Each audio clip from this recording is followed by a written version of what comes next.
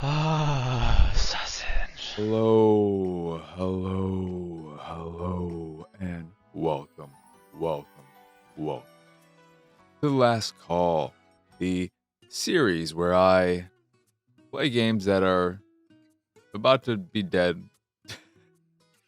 because that's what someone said I should do. No, I said I should do that, but I didn't have a name for it. I was just going, hey, these are part of Attack the Backlog. And then someone said, what if you call them the final run? Because they're like the second run, but it's the final run because this is the final run for these games. And then I said, I don't want that similar branding. I want to have everything be distinct. So what can I give it as a title? The Last Call, like when you're at a bar, last round of drinks, the last call. Because this is the last time anyone will ever play or think or talk about these games. Maybe.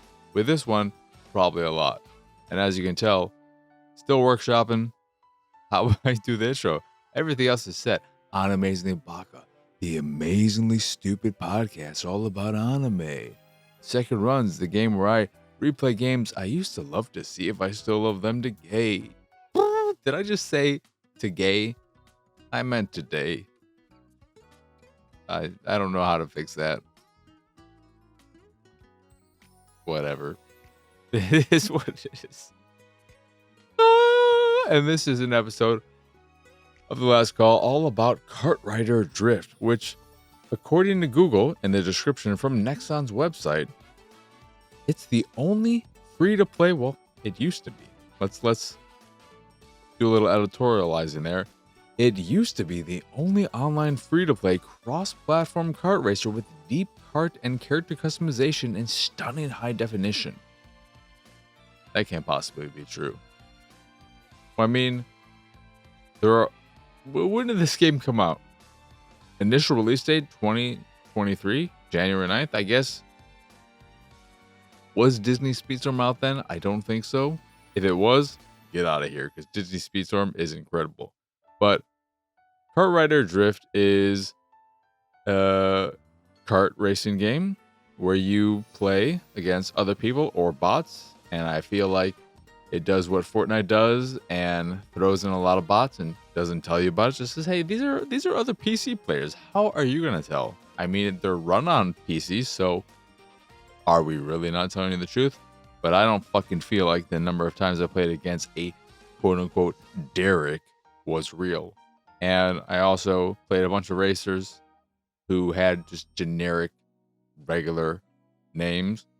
And then occasionally I'd be playing against someone who had a gamer tag-esque name, a username, we could call them. That wasn't just Derek or Johnson or something like that.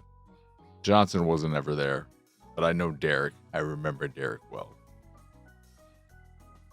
So this is a kart racer though, and you have a decent cast of characters to play as. And of course, this is also dying. That's why it's the last call and not the first call or the second call, third call, so on and so forth. Call, fifth call, sixth call, seventh call. Ain't you glad I didn't keep going with this bit? You can tell how excited I am to talk about this game by the fact that I am doing what I'm doing. Fun times. But you have a decent cast of characters, and each of them has their own unique skill that they can bring to the table during a race. Some of them are active abilities and some are passive. So a passive example would be one character will drop a donut that works like, I think, a banana, because they also have the pickups, the power-ups you can use when racing. And of course, what kart racer would a kart racer be if a kart racer didn't have bananas? That didn't work at all. But you know what does work? Bananas, when you drop them and other cars drive into them. Because then they go, and you're like, hee. Yeah, I just woke up. Cut me a fucking break. But oh man. Fun fact, nickname used to be Kush. I've never spoke pot, but you might think I did right now. Where was I? Casting characters. So one character, they're passive. They drop a little donut in the environment every 15 or so seconds. And that's kind of cool. Then other ones will gradually over time build up a boost power-up that will just go into one of your power-up slots, and you can use that to gain some speed. There are active power-ups, like one character who can do this really, really powerful boost, and I think it's just with that ability, because I think if you use regular Nitros, regular boost, you still have some maneuverability of your cart. But with that particular character, who looks like this little digital mining dude, most of the characters are humanoid. But with that character, their boosting ability makes them go real fast, but it's just a straight line. So you can only use it on straightaways. Otherwise, you will run into a wall and you will just keep boosting into the wall while characters go by you. Then there's another one who can do a little spin attack, so an area effect attack to anyone coming up close. And then there are, of course, the power-ups, which include, again, bananas, large bananas, 2 water bomb type power-ups. One that is just a sort of water balloon that you throw ahead of you, and it'll create this large bubble for maybe 2 seconds. And if other cars drive into it, they get sucked into it and float in the air for a specific amount of time, which if you mash a button, you can get out of it faster. Or a homing water balloon type weapon. There's some homing missiles, and the one that I like the most, which I think is somewhat unique, is the magnet, which allows you to target a cart ahead of you and then magnetize yourself to them so that you basically ricochet up towards them and past them. And that's kind of cool, except if they're fairly close to you and you ricochet ahead of them, you will ricochet backwards if you're too close, which is neat. It's something to keep in mind when you're using that ability, that power up. But as a game, while there is a large cast of characters and there's a decent selection of tracks, the thing that ultimately hurts KartRider Drift is the fact that it's not that fun to play. The driving just doesn't feel that great. Drifting, which is in the title, is incredibly sensitive. You just press the drift button and you just blow on the analog stick and you fucking are ready to go 180. It is so sensitive, and I did not like the way that felt at all. I want more. I want to have more fine adjustment. I want to be able to move my stick more and feel like I have more control over the drift, as opposed to just pressing it and then ever so slightly tapping it so that I initiate the drift and then I immediately stop the drift.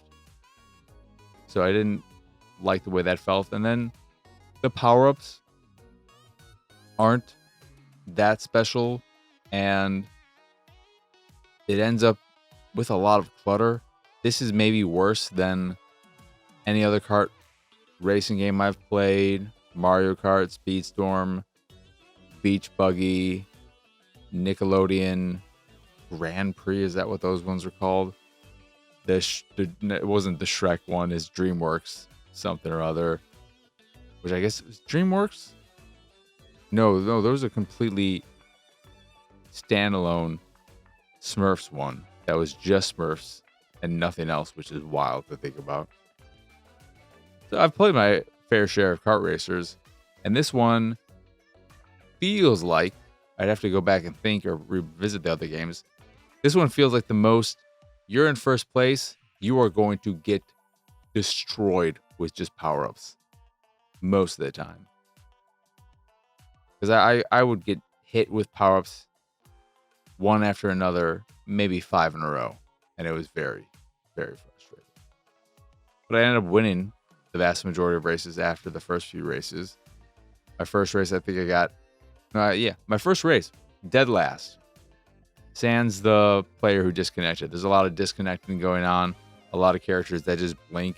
I had some races where you'd have 3 or 4 of the racers just blinking, which maybe those are all real racers, but they also could have been AI that just didn't want to bother, so they disconnected as well.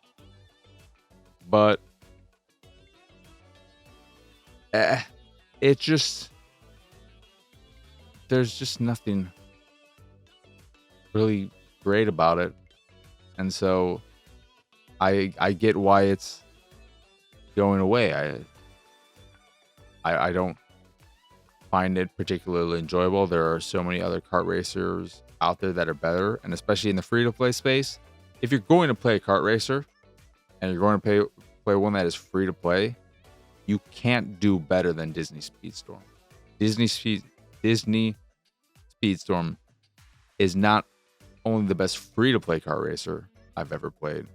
It is one of the best kart racers, period, I've ever played.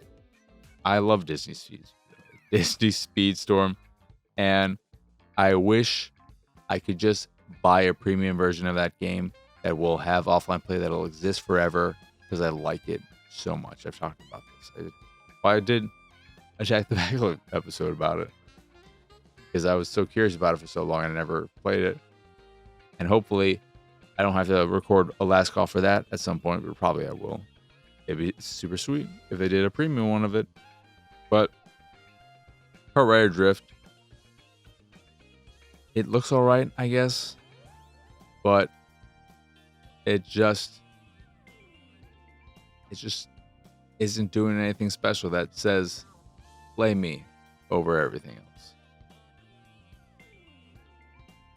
It's one of those games that I'm surprised it's gone on for just over 2 years, because it had to have had maybe a decent audience in other territories or on PC, because I can't imagine it was that popular on consoles.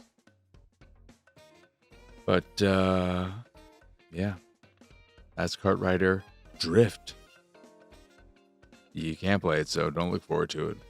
Anywho, that'll do it for this here episode of The Last Call. Once again, I am Mark Krishnaz. Y'all can find me pretty much everywhere at PX Sausage. If you enjoy this here show, I don't know how you can enjoy this one. This one is a freaking mess of a whatever.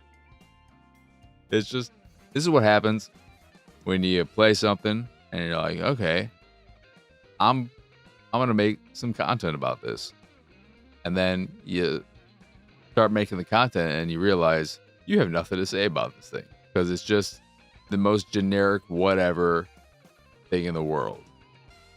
And you're like, all right, there's some ugly ass carts in this game, I'll give it that.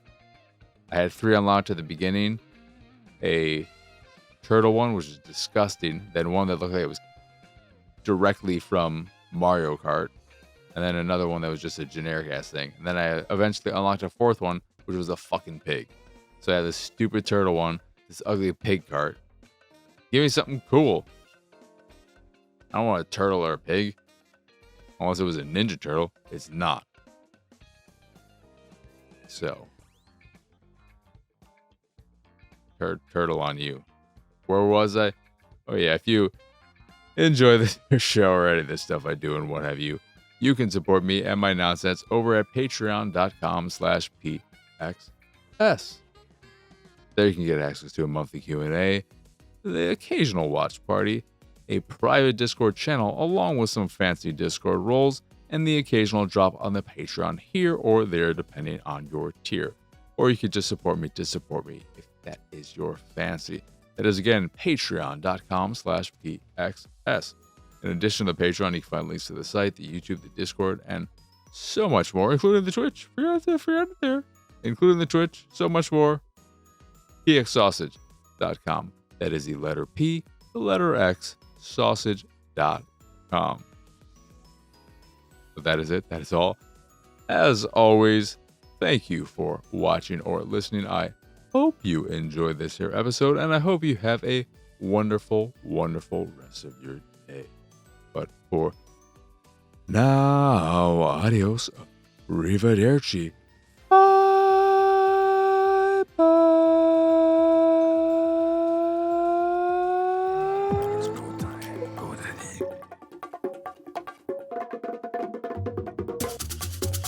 It's go time.